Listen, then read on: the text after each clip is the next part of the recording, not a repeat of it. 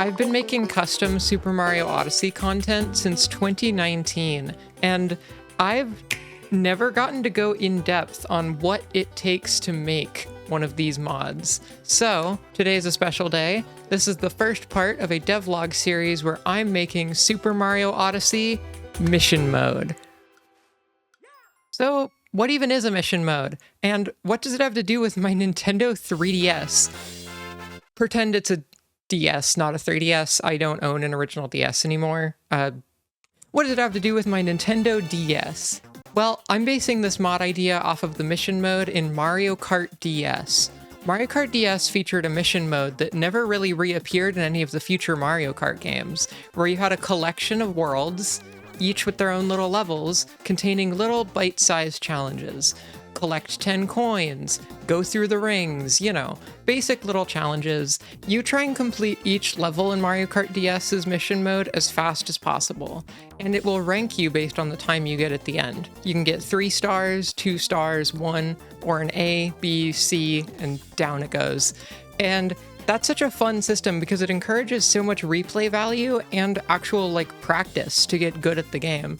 So that's what I'm going to be trying to make in Odyssey. A mission mode of bite-sized challenge levels that you could just pull up your Switch, play a couple levels, try and get a better rank, and then move on with your day. Not some grand adventure, but just something fun. And I'm also going to be bringing lots of my own little game design twists and neat little details to it.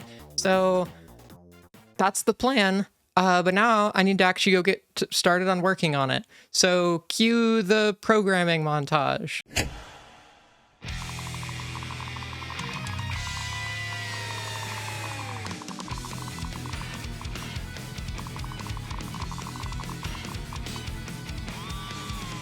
I'm currently working on the timer system and some of the UI animations for starting and ending a race. It's been coming along really well. I'm sure in the video you'll have better footage than me just pointing my phone at a screen, but it's coming along. We've got a functional timer. We've got a 3-star, 2-star, 1-star ranking system that's displayed in real time. Neat little animation for the clock there.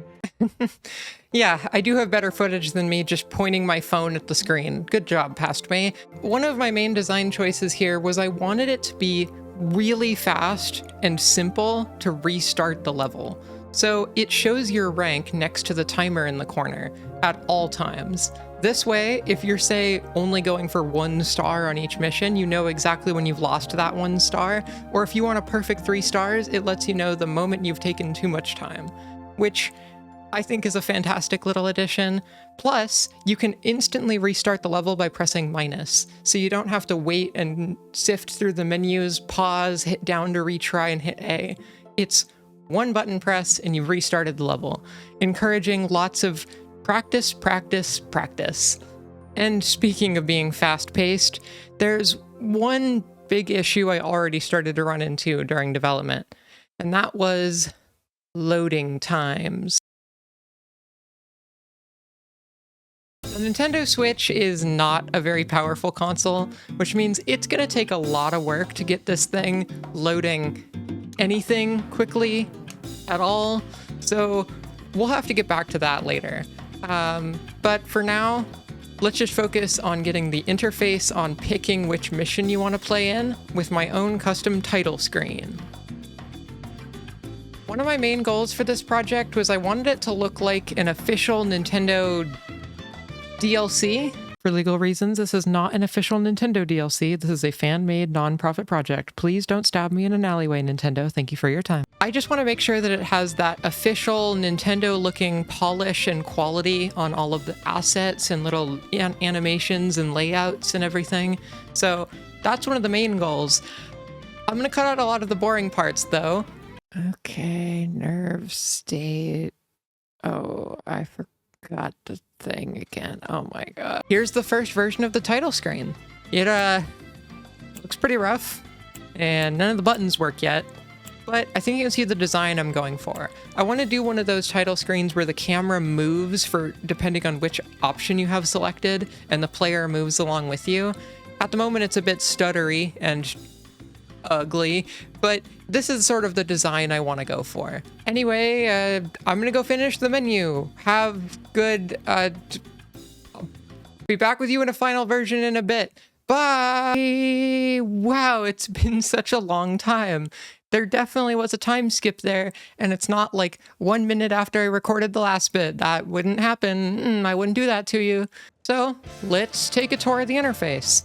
I wanted to have different costumes unlockable by completing missions, so I added an option to select your outfit directly into the menu. This makes it super fast, super easy. It just pulls up the standard outfit picker. There aren't any custom outfits or unlockable outfits quite yet, but we'll get back to that later. That's in the pipeline. Going into the mission mode menu, we get to select our, what I'm calling series. It's not a very good name, but whatever. This is basically just the campaign of levels you're playing. At the moment, the two options are the main campaign and the debug campaign. We're going to pick the debug option because that's the only one that has choices in it currently. This mission select menu. Oh boy, you do not want to know how much time and effort and blood and sweat and tears I had to put into this menu. If I was doing this in any other game engine, this would have been a breeze compared to how complicated modding something like this into Mario Odyssey was. Actually, if you've made it this far into the video, you probably do want to know how I made it, huh? Well, it's a total hack job of the music player menu. I'm not joking. Let's compare and contrast the two. I replaced the current music indicator with your rank. I replaced the song index number with a world and level number like classic Mario games. I replaced the vinyl jacket with a preview of the currently selected mission. All of that took so much reverse engineering assembly code. And if you don't know what that means, keep it that way. Right, so earlier I mentioned loading times. Odyssey does this thing that's super helpful normally, but super not helpful here, where it preloads all of the assets for the kingdom you're in before you even go there. So, for example, every single sub-area gets loaded into memory before you go to the sub-area. That way, when you go there, all the assets and everything are already right there for the Switch to use, and it saves a ton of time on loading. And that's great for normal gameplay, but I'm not exactly building something normal here, am I? The Switch doesn't have very much memory, and if I let it just load in all the kingdom assets, it's gonna run out, especially when combined with these little stage previews. So yeah, I had to pretty much completely overhaul this system with my own to get it working, and I'm really proud of it. It isn't super noticeable, but you can really see if you compare how fast loading these stages is. Like, it's just bang, you're in a stage, bang, you're back in the menu, and I really did a good job at saving on loading time. So yay, good job me. That was a pretty big part of making this feel pick up and play. Even if the gameplay is fun, if you spend more time waiting for the stage to reset, that's not very fun. Quick look around the mission types I've completed so far. We've got red coins. They've got this glow that goes through walls that I'm really proud of. It took a lot of work to get that just right. We've got regular coins, pick up a certain amount, collect the moon, cook the exotic turnip, light the torches. Lots of silly little mission categories, and I've already made icons for a whole bunch of new categories, but these are the only 5 I've implemented in-game as of right now. So these missions can be pretty much anything, and if you have your own ideas for missions, please leave a comment. I would love more ideas, and they can be things that are in the base game or like completely original objects and objectives that you think would be fun or funny or weird, and that's mission mode so far. It may not look like a whole lot, but there's a lot that goes into building even the simplest of menus and interfaces and back-end resource loading systems. It's super complicated, but super fun, and I'm really glad I get to work on stuff like this. And you didn't think that would be the end of the video, did you? No, that's such an anticlimactic finish. You know, need something cool to show you at the end. So, the very first mission mode level, Good Evening Cascade Kingdom, roll the footage.